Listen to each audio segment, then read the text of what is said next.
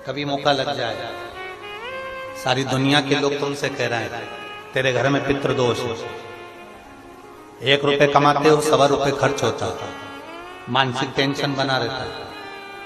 घर में एक व्यक्ति बीमार है, ठीक हुआ, दूसरा बीमार पड़ गया, दूसरा ठीक हुआ, तीसरा बीमार पड़ गया, तीसरा ठीक हुआ, चौथा बीमार पड़ गया। मतलब कहीं ना कहीं पितृ का भाव, पितृदोष का वर्णन।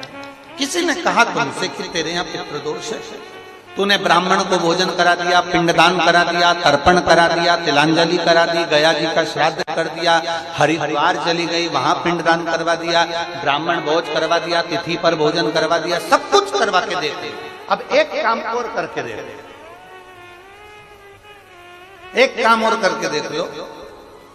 जब तुम घर में भगवान शंकर की आरती, तुम्हारे घर में शंकर जी का शिवलिंग है, भले काय का भी हो, छोटा सा, भले सियोर का कंकर शंकर हो, नर्मदा का कंकर हो, चाहे शंकर पारक के हो, पीतल के हो, स्टील के हो, लकड़ी के हो, जिसके भी हो, लोहे के हो, पाषाण के हो, जिसके भी हो, शंकर का शिवलिंग अगर हमारे घर में है और आप रोज प्रतिदिन भगवान की आरती करते हो, प्रतिदिन, और आपको लग रहा है कि मेरे यहाँ तकलीफ चल रही है, ये ठीक ही नहीं हो रही, लगभग 1.5 महीना आप कम से कम 45 दिन, 1.5 महीने के करीब में ऐसा प्रयास करना कि भगवान की आरती, शंकर भगवान के शिवलिंग की आरती करने के बाद उस दिए को भगवान के सामने मत रखो, उस दिए को उठाकर जहां तुम पानी का मटका रखते हो, हंडा रखते हो, जिससे तुम पानी पीते हो, तुम्हारे रसोई घर में जो पानी का मटका, हंडा, बाल्टी, आरओ का पानी जिस मटके में गिरता है, हंडे में गिरता है, जिसको हमारे यहाँ पितरों का स्थान कहते हैं,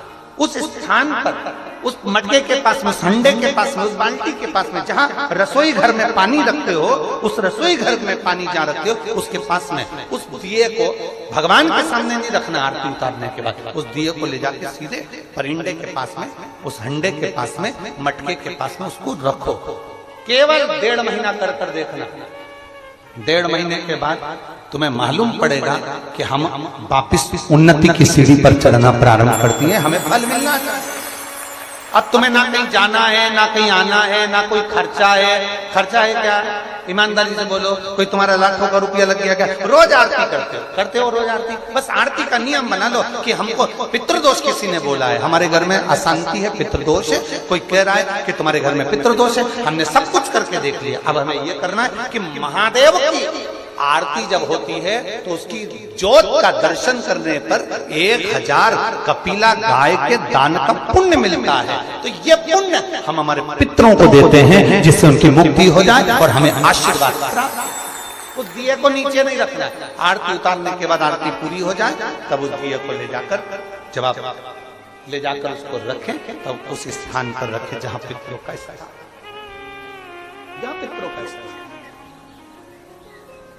हम शिव के प्रति समर्पित, एक दीप भी हमको फल दे जाता है।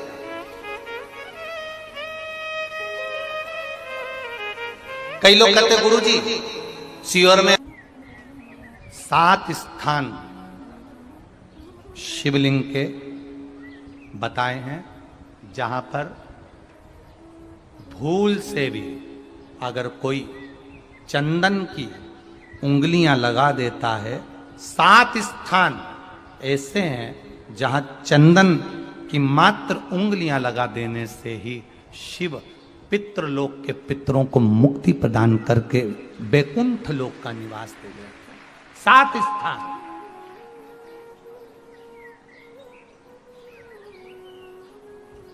और वो 7 स्थान जो चंदन के बताए गए, पहला भगवान देवाधिदेव महादेव के शिवलिंग पर चंदन का लेपन। समझ लेना जरा बहुत अच्छे से।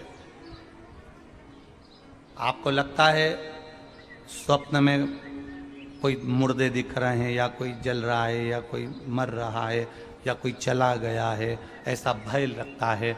बच्चों को मानी भेजूंगी ऐसा हो जाएगा, पति को मानी भेजूंगी ऐसा हो जाएगा, कोई हमारे कोई गलत तो नहीं कर रहा है, आपको लगता है। 7 स्थान चंदन के बताएं महाराज। पहला शिवलिंग,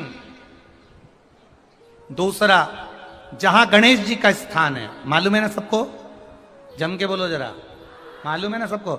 जहां गणेश जी का स्थान है वहां अलग से गणेश जी बैठे वहां नहीं, शिवलिंग में जलाधारी के ठीक सामने राइट में गणेश, लेफ्ट में कार्तिकेय, बीच में अशोक सुंदरी।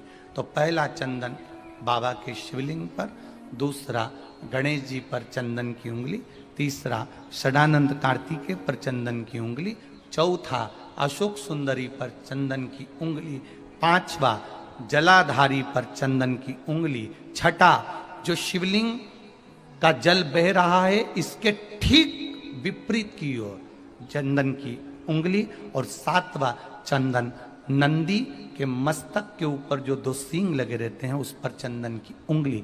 ये कब लगाई जाती है? या तो अमावस्या के दिन आपको लगता है कि हमारे पूर्वजों का उद्धार नहीं हुआ, हमारे पूर्वजों का कल्याण नहीं हुआ, कहीं अधोगति में कोई चला गया है, उसका बस एक बार, रोज नहीं जरूरत है, प्रतिदिन जरूरत ही नहीं, महीने में एक बार अगर अमावस्या के दिन भी आपने चंदन के थोड़ा सा चंदन अगर मेरे देव अधिदेव महादेव को 7 स्थान पर समर्पित किया है। अशोक यहाँ पर वर्णन कर रही है, मैना, धन्य और कला की कथा कह रही है। तीनों ने सनकादि ऋषियों से मांगा। चंदन भगवान को अति प्रिय होता है और चंदन ही एक ऐसा होता है जो पितरों को भी प्रिय होता है, जिसका स्पर्श मात्र लगने से पूर्वजों का कल्याण हो जाता है। वो चंदन का 7 स्थान चंदन के कहे, 7 स्थान। ना कराएं आपने धूप छोड़ी ना छोड़ी वो पता नहीं, गाय को रोटी दी ना दी, स्वान को भोजन दिया ना दिया, कौवे को भोजन दिया ना दिया, चलेगा।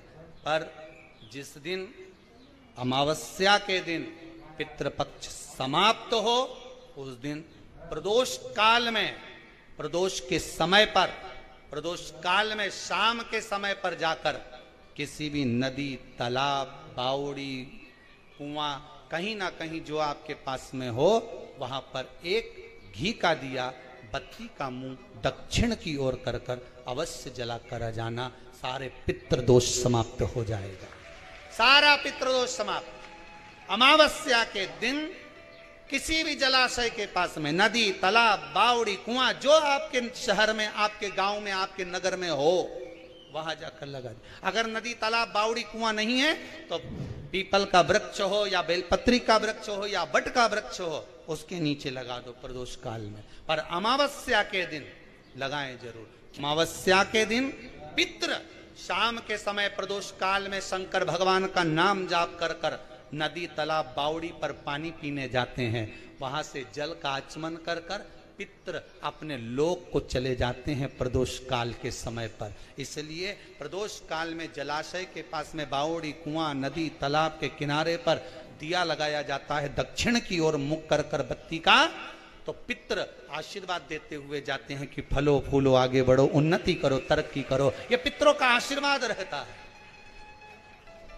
पितरों का वर रहता है। आप देंगे उसको मिलेगा, कुछ करा ना करा।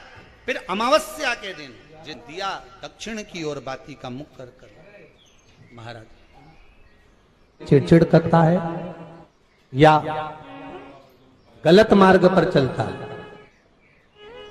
श्रंभेश्वर महादेव शंकर जी का एक नाम है, श्रंभेश्वर महादेव। तो जब कोई व्यक्ति चिड़चिड़ करता है, क्रोध करता है, गुस्सा करता है, तो महाराज शंकर भगवान का, श्रंभेश्वर महादेव का नाम लेकर 31 बेलपत्र, जिस व्यक्ति को क्रोध आता है उस व्यक्ति का स्मरण कर कर आखा चावल मतलब सेगे चावल के साथ एक एक बेलपत्र, 31 बेलपत्र कर कर शिव जी के शिवलिंग पर समर्पित करी जाती है। मात्र 10वीं की तिथि के लिए, केवल 10वीं, चाहे उजाला की हो चाहे अंधेरे की। कौन से महादेव का नाम लेना है? श्रंभेश्वर महादेव, शिव जी का एक और चीज है महाराज, छोटे छोटे बच्चे रहते हैं, कुछ कुछ बच्चों को माता जबरदस्ती के भोजन कराती है, खिलाती है, ठोकती, मारती, खिलाती है। कुछ कुछ बच्चे ऐसे रहते हैं वो कुछ खा ही नहीं पाते, मुख में दो और वॉमिटिंग कर देते हैं, उल्टी कर देते हैं। ऐसे बच्चों के लिए या जिस व्यक्ति को भोजन पचता नहीं हो और उदर में एसिडिटी रहती हो और जलन टाइप की होती हो, उसके लिए भी श्रंभेश्वर महादेव का स्मरण है। सुंदर व्याख्यान वर्णन किया है। श्रंभेश्वर महादेव के ठीक सामने अर्थात भगवान शंकर के किसी भी शिवलिंग के सामने एक तांबे के लोटे में जल रख लीजिए। उस जल के अंदर 3 बेलपत्र डाल दीजिए, एक पीपल का पत्ता डाल दीजिए। महाराज शमी के 11 पत्ते कलश को छुआकर शंकर भगवान के शिवलिंग पर श्रंभेश्वर महादेव के नाम से चढ़ा दीजिए। उस जल को उठाकर ले आइए। एक रात्रि तक घर के अंदर रखना है।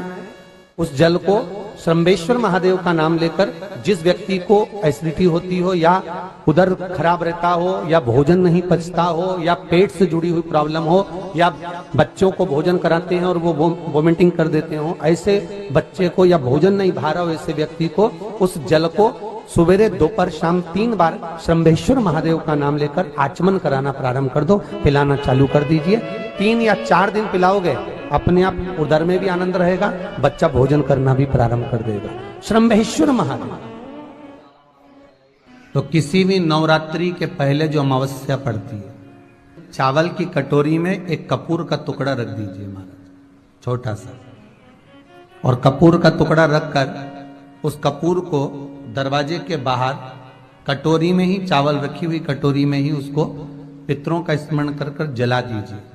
और जलाने के बाद उस चावल को कहीं भी किसी भी वृक्ष की छांव में पक्षियों के लिए डाल दीजिए। शिव महापुराण की कथा कहती है, अगर मान लो पितृ आपको कष्ट दे रहे हैं, पितृ आपको तकलीफ दे रहे हैं, कोई काम नहीं होने दे रहे हैं, या कहीं आपको ऐसा लगता है कि पितरों का दोष है, तो वो पितृ दोष देवी, अब ये जो आप करेंगे ये कब कर रहे हैं?